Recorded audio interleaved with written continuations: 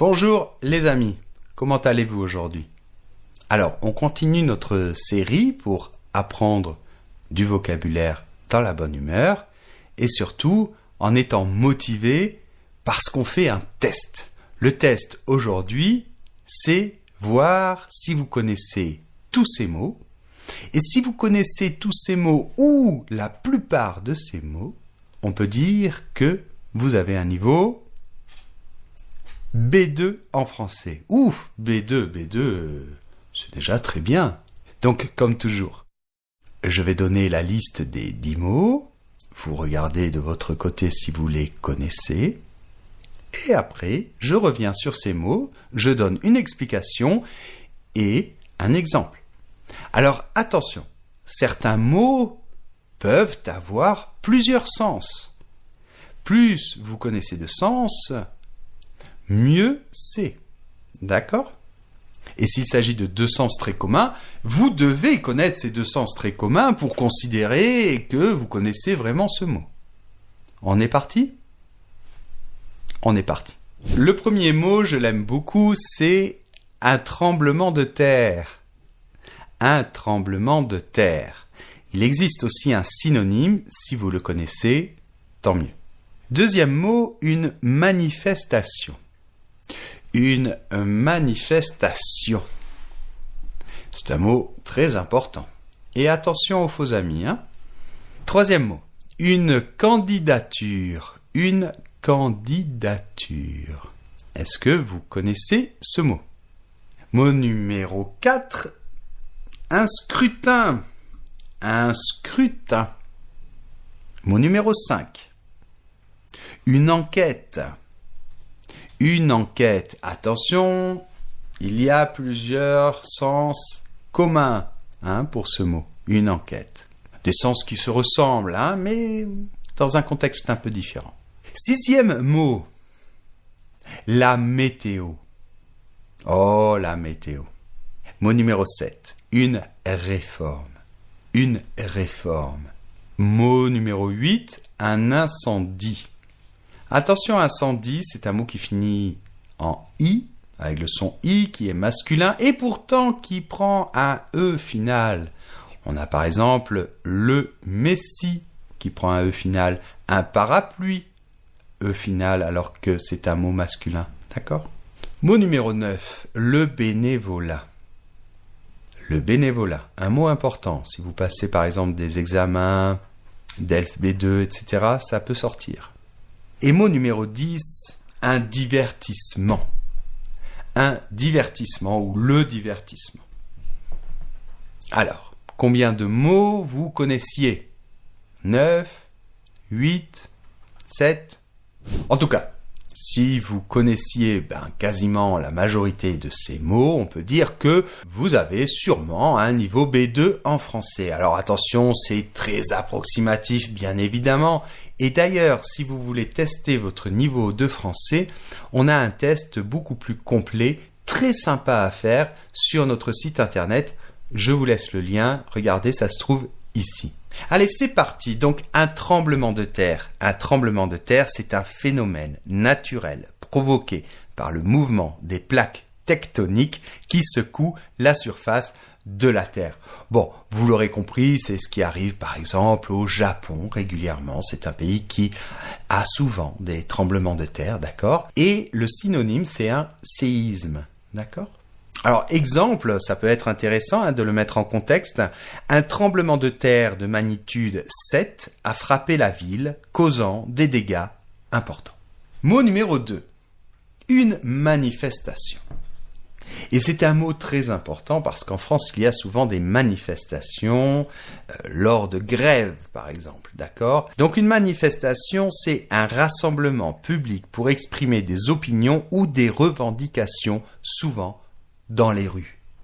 Exemple, des milliers de personnes ont participé à la manifestation contre la réforme des retraites. Alors, dans un sens plus large, une manifestation, ça peut être le fait de se manifester, c'est-à-dire de s'exprimer, si vous voulez. Par exemple, ce phénomène se manifeste par la montée des eaux, je ne sais pas, d'accord? C'est-à-dire comme s'exprime par, d'accord?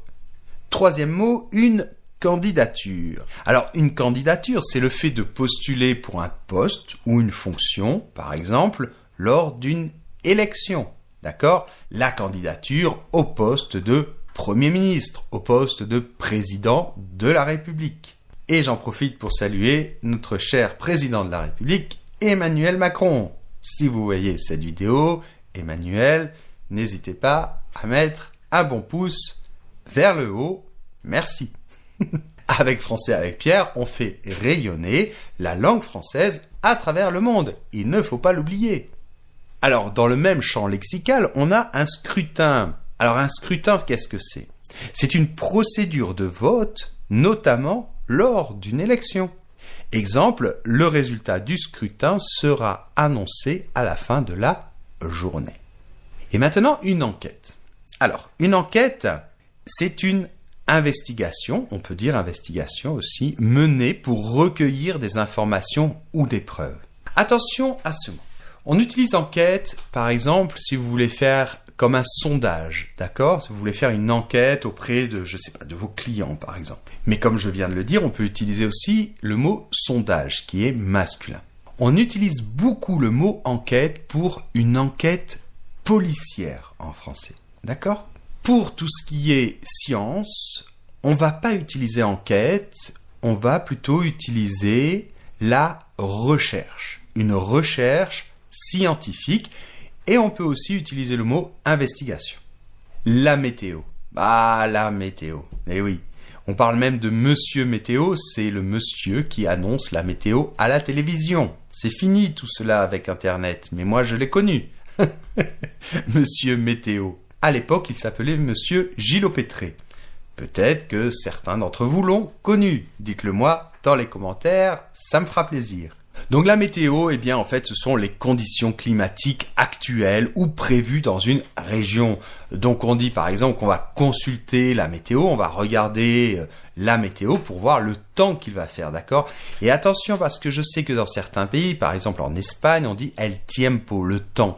Mais nous on dit la météo, d'accord? Exemple, la météo prévoit de fortes pluies pour toute la semaine. Mot numéro 7, une réforme. Ah, on est encore dans ce thème de la politique, on dirait. Bon, une réforme, de manière plus générale, c'est un changement ou une amélioration apportée à un système ou une loi existante, d'accord? Alors, pourquoi j'ai parlé de politique? Parce que ça m'a tout de suite fait penser à la réforme des retraites, par exemple. On l'utilise beaucoup dans ce contexte-là. Donc, exemple, le gouvernement a proposé une réforme du système éducatif pour améliorer les résultats des élèves.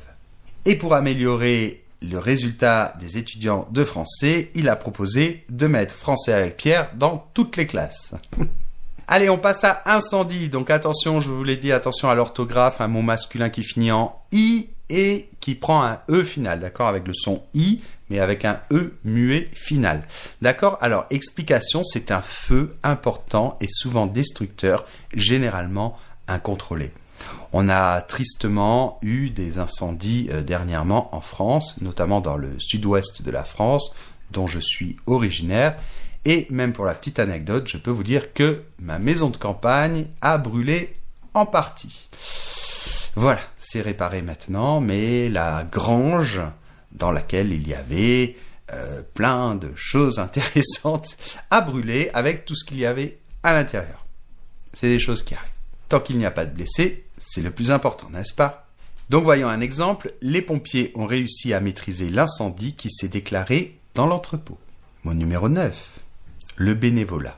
Le bénévolat, c'est une activité non rémunérée, d'accord? Attention parce que certaines personnes, dont moi, on a tendance à dire rémunérée, mais non, c'est rémunéré. Donc une activité non rémunérée au service d'une cause, d'une organisation ou de la communauté, d'accord? Donc on va voir un exemple. Elle consacre ses week-ends au bénévolat dans une association caritative. Alors, faites attention, ce mot bénévolat, association caritative, etc., ce sont des mots qui peuvent vous poser des problèmes le jour d'un examen de français, parce que si vous ne le connaissez pas et que c'est le mot clé du texte, ça peut être un problème, d'accord? Donc, retenez-le bien, bénévolat. Il sort souvent dans ce contexte, d'accord? Un petit peu politique, social, et ça sort souvent dans les examens de français langue étrangère, d'accord? Plus facile, on termine sur un divertissement. Donc un divertissement, c'est une activité ou un spectacle destiné à distraire ou amuser. Voyons un exemple, le cinéma est l'un des divertissements les plus populaires du week-end. Et si vous voulez vous divertir, vous amuser tout en apprenant du français, vous savez ce qu'il vous reste à faire. Nous avons plein d'outils pour cela, plein de cours passionnants, soit à faire de manière autonome, soit à faire avec nos meilleurs professeurs. Je vous laisse bien évidemment tous les liens. Je vous souhaite une excellente santé, prenez soin de vous et on se retrouve dans une prochaine vidéo. À bientôt.